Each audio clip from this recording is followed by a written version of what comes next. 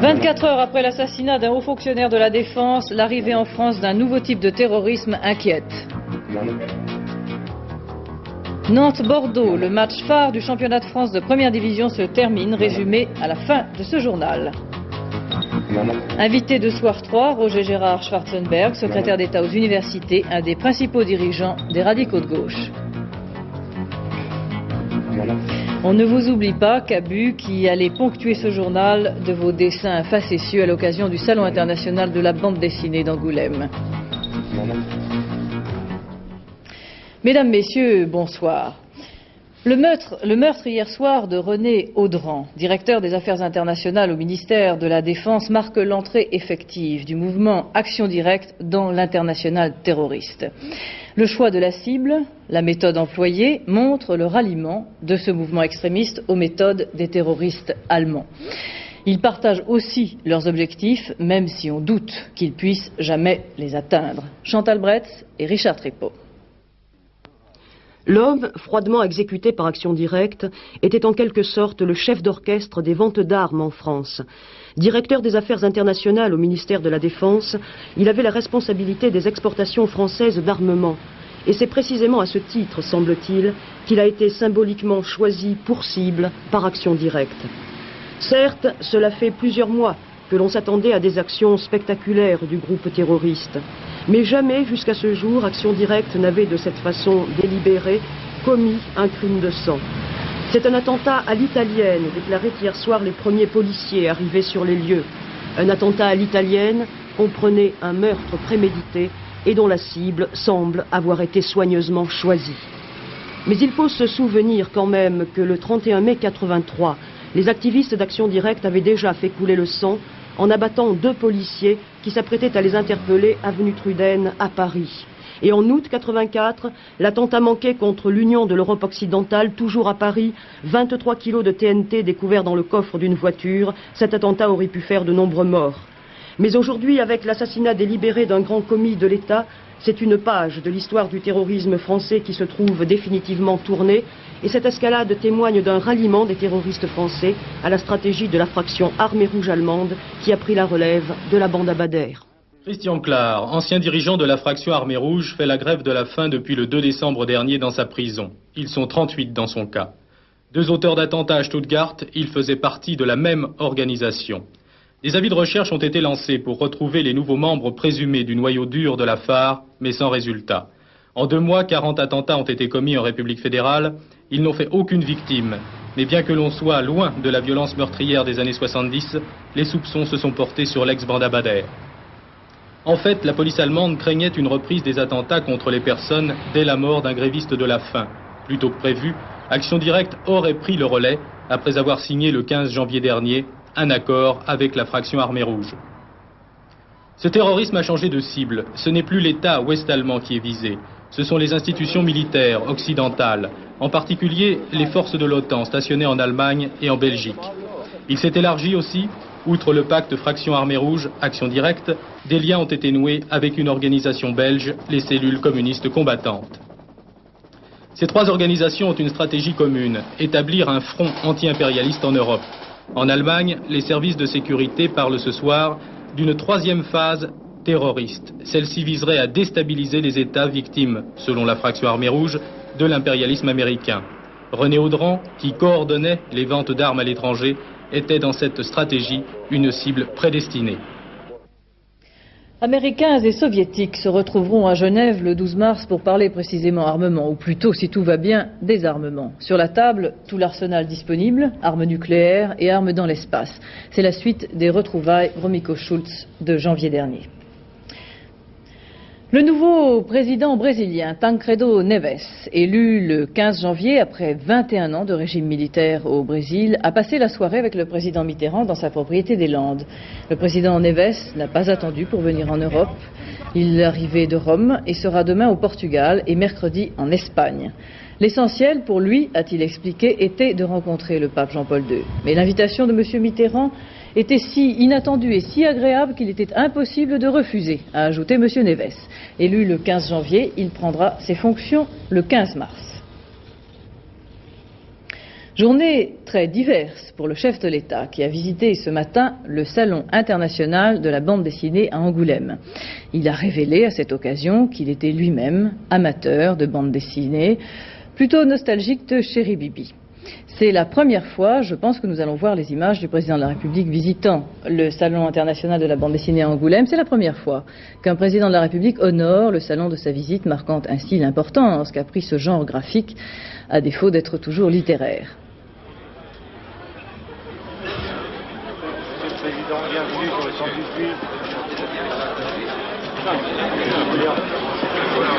Cabu vient de sévir sur la bande dessinée, ce qui est tout à fait naturel. Vous le voyez en oncle Picsou? Tout à fait, oui, oui. Comité directeur du Parti socialiste aujourd'hui à Paris. C'était plus exactement la veillée d'armes avant les élections cantonales. Il est clair que les bons résultats économiques de la fin de l'année ont mis du baume sur le cœur des militants socialistes qui avaient, on le sait, du vague à l'âme ces derniers temps. Ils ont plutôt l'impression maintenant de tenir le bon bout. Nous avons le sentiment que les choses vont plutôt mieux et que la raison principale en est que nous avons enregistré en ce début d'année toute une série de signes qui montrent que nous sommes en train de réussir l'assainissement économique. Tâche difficile, que nous avons réussi, en tout cas mener très avant la lutte contre l'inflation sans casser la croissance, puisque nous faisons pour l'année 84 1,8 de croissance. Alors ça veut dire que nous avons maintenant les conditions d'un nouveau départ dans la lutte pour l'emploi. Chez les socialistes, on est bien conscient cependant que les progrès en économie arrivent un peu tard pour les cantonales. Lionel Jospin a estimé qu'un redressement est possible d'ici 86 en combinant l'action du gouvernement, de l'État et du Parti socialiste. Le PS devra donc faire un effort de mobilisation. Il s'emploiera aussi à mettre l'accent sur les divisions de l'opposition. La droite n'est cimentée que contre nous, a déclaré le premier secrétaire. Le Parti communiste et ses difficultés ont aussi largement alimenté les discussions. Marcel Debarge, à la tête d'une commission, fera le point des relations avec le PC. Mais on peut noter déjà un durcissement à l'égard des communistes qui s'abandonnent à la surenchère selon Jean Popren. A souligné enfin la présence de Pierre Mauroy aux travaux du PS pour la première fois depuis son départ de Matignon. Invité de Soir 3, Roger Gérard Schwarzenberg, secrétaire d'État aux universités, président d'honneur du mouvement des radicaux de gauche. Ce parti a renouvelé aujourd'hui ses instances dirigeantes, mais son objectif politique reste toujours le même, Michel Naudy, cap sur le centre-gauche. Et oui, monsieur Schwarzenberg, vous êtes un homme absolument imperturbable. Vous venez d'écrire récemment que l'objectif des radicaux de gauche depuis 1981 était toujours de déplacer les poteaux frontières de la majorité. Vous savez, il y a un problème, c'est que les journalistes sont comme Seuran, ils ne voient rien venir. Alors vous, qu'est-ce que vous voyez venir? Et les journalistes doivent savoir que Barbe Bleue, ça se termine bien, même pour Seuran et sa sœur. Ce que je vois venir, ce sont deux faits tout à fait nouveaux. Le premier, c'est le surgissement à l'extrême droite de l'échiquier politique d'une force qui a fait 11% aux élections européennes et qui commence à influencer beaucoup la droite classique. Monsieur Giscard d'Estaing, monsieur Chirac, monsieur Barre, de peur de perdre des électeurs au bénéfice du Front National, commence à rivaliser avec celui-ci sur plusieurs de ces thèmes idéologiques. Il y a une sorte de phénomène d'épidémie idéologique. Alors je me dis que les électeurs qui sont au centre de l'échiquier politique, qui sont de 10 à 15%, qui ont pu voter pour le libéralisme avancé BCBG de 1974, ne peuvent plus maintenant se reconnaître dans cette droite-là qui se radicalise, qui se durcit, qui change de visage et de discours. Sans pour autant venir tout à fait chez vous. Je vais prendre un exemple tout à fait récent. Vous savez que M. Stasi a eu des problèmes avec M. Bonnet au sein de l'UDF, qui s'est fait baptiser Stasi Baou, en référence à M. Djibaou. Eh bien, nous avons interrogé, FR3 Reims a interrogé M. Stasi, lequel a continué à donner sa confiance à M. Barre. Donc, de la coupe aux lèvres, il y a un peu loin. Oui, mais ce ne sont pas les personnalités même intéressantes, comme celles que vous citez, qu'il faut spécialement considérer. Ce sont ceux qui sont de l'autre côté de l'écran. Je veux dire les électeurs, l'opinion publique, c'est cela qui est capital. C'est à eux qu'il faut s'adresser. Ces électeurs-là, ces électeurs centristes, dont les appareils politiques centristes ne sont pas propriétaires des voix, ont devant eux un gouvernement maintenant socialiste et radical qui conduit une politique de modernisation économique, de justice sociale, dans laquelle ils peuvent parfaitement se reconnaître. Alors je me dis que pour ces électeurs-là, entre une gauche devenue réformiste et une droite qui regarde de plus en plus vers l'extrême droite, il y a matière à reconsidérer sa position. Vous venez de dire un gouvernement socialiste et radical. Est-ce qu'il n'est pas un peu plus radical que socialiste? Alors, résumons la chose très simplement. Est-ce que M. Fabius est membre d'honneur, sans qu'on le sache, du mouvement des radicaux de gauche? Et s'il ne l'est pas, est-ce qu'il mériterait sa carte? Écoutez, nous en serions évidemment très honorés, mais ce n'est pas la réalité du moment. La réalité du moment, c'est bien sûr que le gouvernement comporte surtout et d'abord des membres du Parti socialiste, mais aussi des membres du mouvement des radicaux de gauche, qui sont au nombre de 3. Ce qui est à considérer surtout, c'est la vie des formations politiques. Il y a dans la gauche, il y a toujours eu dans la gauche 3 formations politiques, et à côté des 2 autres, le Parti radical, le mouvement des radicaux de gauche aujourd'hui, qui incarne un courant réformiste moderniste. Au fond, nous n'avons pas besoin, nous, parce que nous sommes dans la tradition d'un réformisme actif, certes celui de Pierre Mendès France, mais non doctrinaire, non dogmatique, qui ne repose pas sur des images d'Épinal, même si elles sont de gauche. Nous n'avons pas besoin, nous, de pratiquer une sorte de congrès de révision, comme l'avaient fait, par exemple, les sociodémocrates allemands, il y a 25 ans de cela, à Bad Godesberg. Nous sommes directement sur un courant réformiste moderniste, qui me semble bien correspondre au fil de la pratique et de l'action gouvernementale actuelle. Merci, Monsieur le Ministre. Pendant que vous parliez, Cabu a joué avec son vidéographe. Cabu, votre dessin, là où mon beauf regarde le poste en disant Schwarzenberg, c'est le cancérologue. Les Français mélangent tout en politique, vous pensez? Oui, je crois que c'est les homonymes, quelquefois, qui trompent les gens. Oui. Et M. Schwarzenberg a le bon goût de sourire. Oui, ce n'est pas une homonymie, c'est un phénomène de relations familiales, parce que nous sommes cousins germains l'un et l'autre. Ah bon, voilà, tout s'explique. Voilà, nos pères sont frères, donc on peut confondre à juste titre.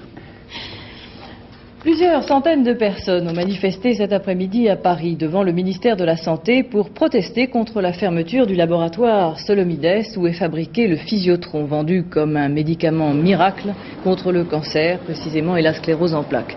Ce produit est toxique, dit le secrétariat d'État à la Santé après analyse. Nous en avons parlé longuement dans ce journal au début de la semaine.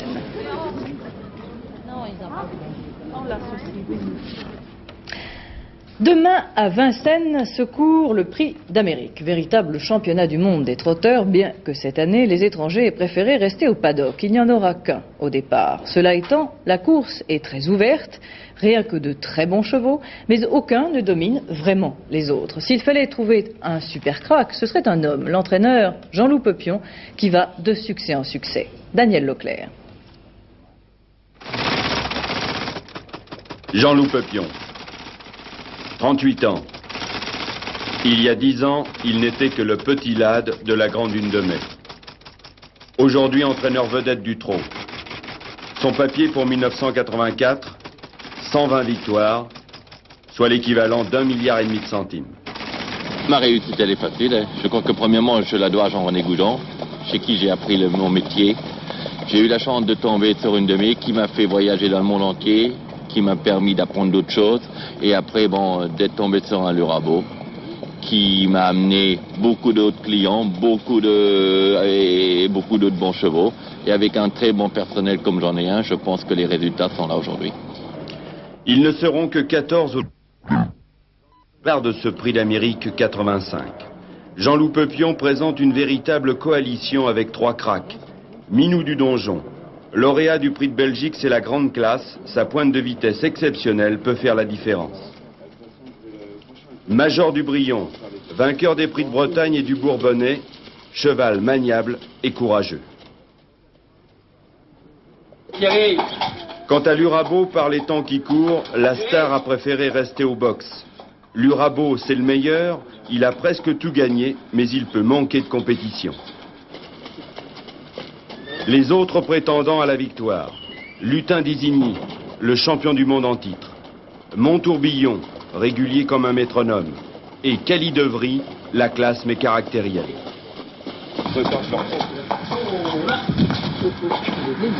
Vous savez tout de ce prix d'Amérique 1985. Minou du Donjon est en forme, vous l'avez vu, il sera donc le grandissime favori.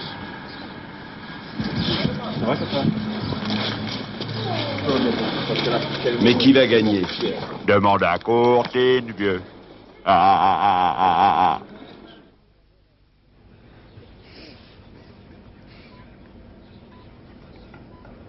Alors voilà les pronostics.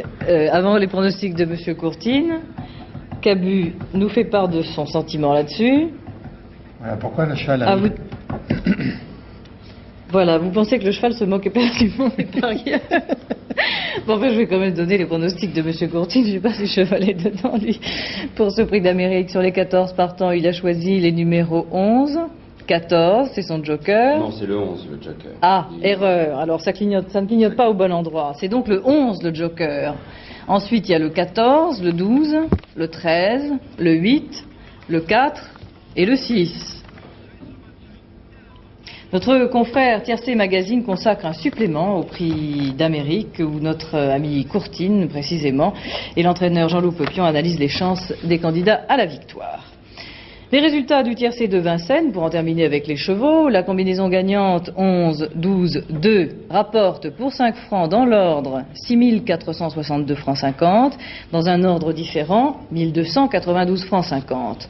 Monsieur Courtine d'ailleurs m'a dit qu'il en avait gros sur le cœur. Si son favori, le numéro 18, n'avait pas été distancé par les commissaires, abusivement selon lui, il vous aurait donné ce tiercé dans l'ordre.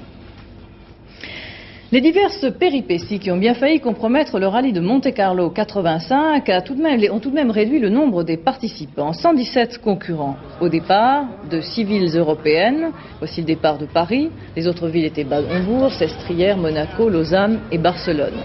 La pluie et la neige avantagent les 4x4, notamment les Peugeot et les Audi favorites de cette épreuve.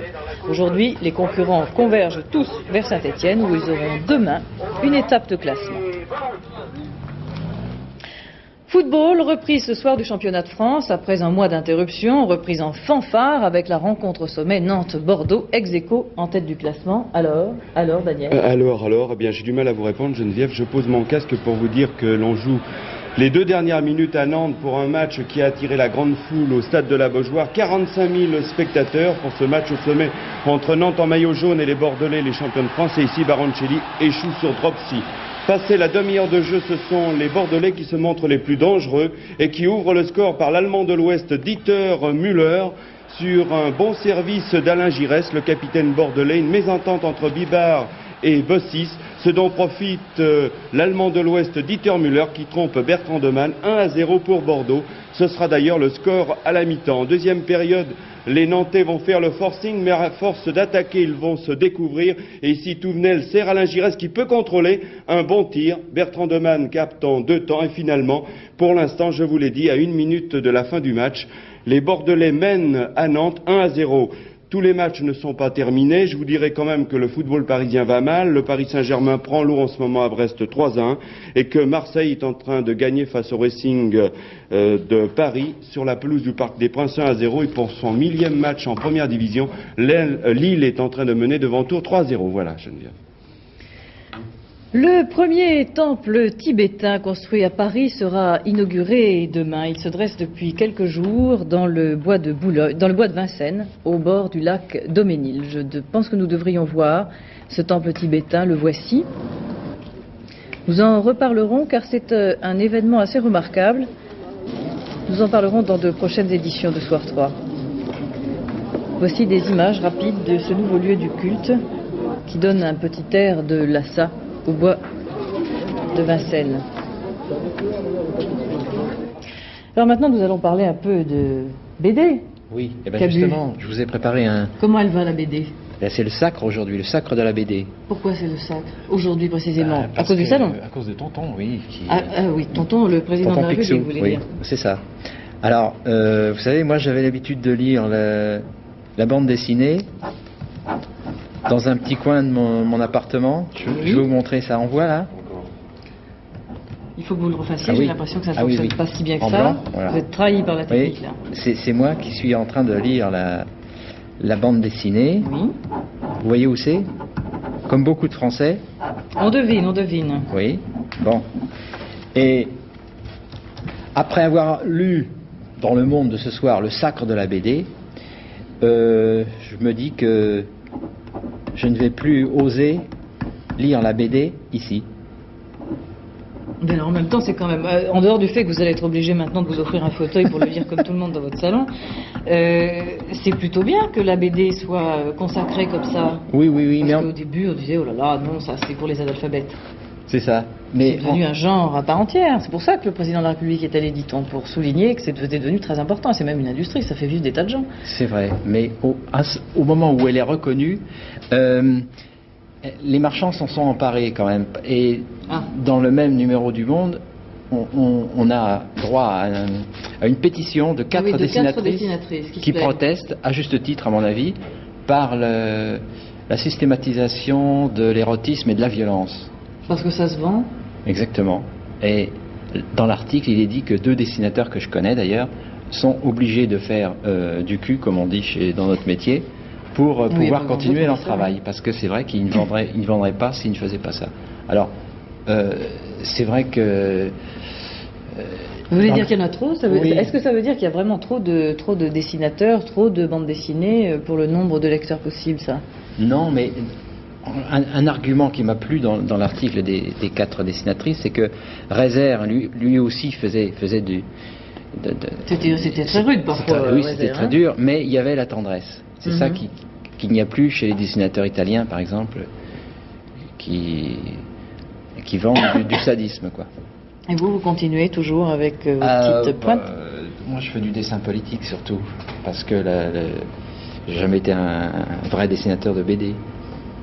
Bon, on va en voir un là, avant la fin du journal, de vos petits dessins. Oui. Faites-nous quelque chose pendant que je vous raconte les résultats du loto. Ah, vous me gâtez. Oui, absolument.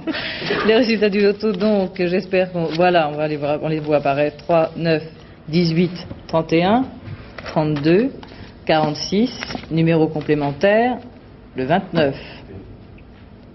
Je vous donne aussi le temps de la météo, là. Hein. Le temps demain, donc, ce sera un temps maussade, le matin, nuages, pluie ou neige, et parfois même pluie et neige.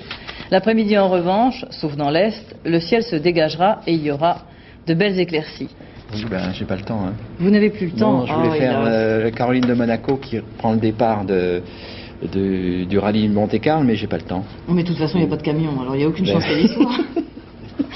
Demain soir, nous avons rendez-vous à 22h. Après ce journal, Dynastie d'abord, puis La vie de château et, en direct, la remise des prix du Salon international de la bande dessinée à Angoulême. Avant tout cela, le rappel des titres de ce journal. À demain, bonsoir.